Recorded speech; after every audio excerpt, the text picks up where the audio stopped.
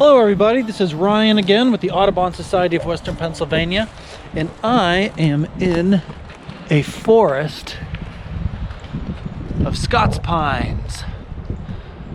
The Scots pines aren't native.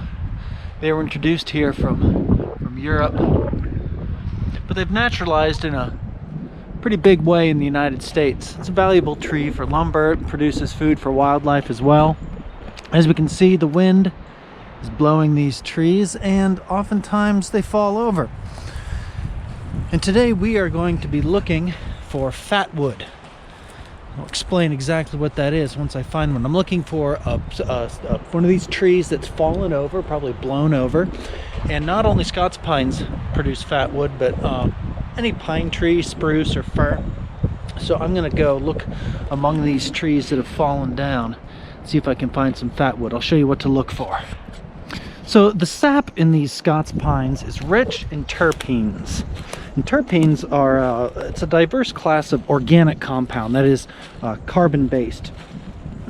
People used it to make pitch in the past, and they'd use that to waterproof ships and other things. If you're a violinist, you use rosin on your bow. That's just dried sap from these trees. And whenever the tree dies, this sap concentrates, and over time it hardens. So what I'm looking for is a tree that has been dead for a while, and most of the stuff like this just turns into punk and it's soft, but deep inside that sap is concentrated and hardened, and that's what I'm looking for in my fatwood.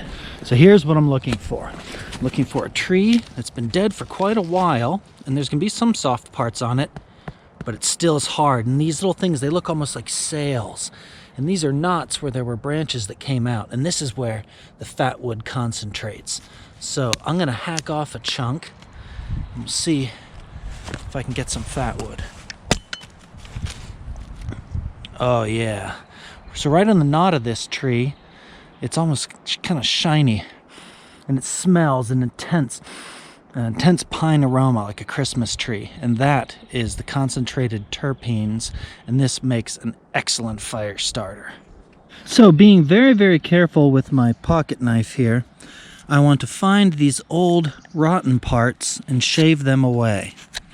And what I want to do is get down to the harder fatwood that's underneath, and this, ooh, some very nice little pieces here. This stuff ignites very, very easily.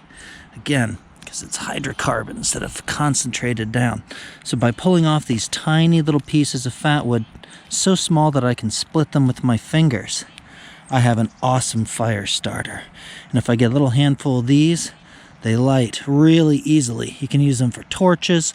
They're a great wet weather fire starting tool. So there I have a little bit more. So I've shaved the fatwood down into tiny pieces. So that increases the surface area and then allows me to light it. So there, I have my little pile of fatwood going. So this is a great little resource if you're out in a pine forest and there's dead pine trees. You can collect that fatwood, keep a little stick of it in your pack.